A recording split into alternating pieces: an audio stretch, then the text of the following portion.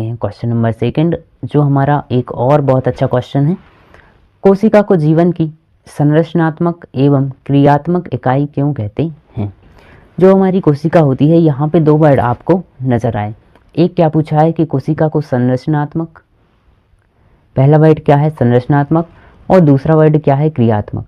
कोशिका को संरचनात्मक और क्रियात्मक इन दोनों की इकाई क्यों कहा जाता है।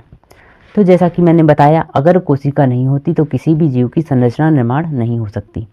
मतलब कोशिका करती क्या है, कोशिका एक कोशिका से दूसरी जुड़ती है, दूसरी से तीसरी जुड़ती है, मतलब कोशिका जुड़ करके ऊतक का निर्माण करती हैं। अब ये जो ऊतक होते हैं, ऊतक मिल करके अंग का निर्माण कर देते हैं। तो एक ही प्रकार के जो समूह होते हैं उन्हें ऊतक कहते हैं, जो कि आपको चैप्टर 6 में पढ़ना है। अभी है कि हमारा संरचनात्मक इकाई और क्रियात्मक इकाई कोशिका को क्यों कहा जाता है।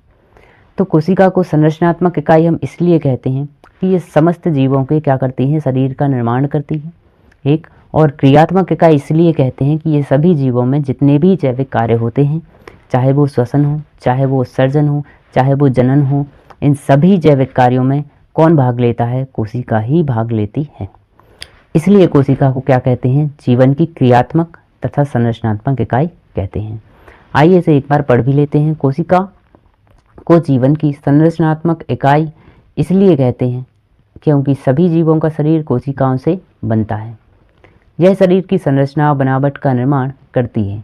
इसे क्रियात्मक इकाई इसलिए कहते हैं क्योंकि जीवन की सभी आवश्यक कार्य जैसे श्वसन है, उत्सर्जन है, पोषण है, ये सब कुछ कोशिका के अंदर ही संपन्न होता है।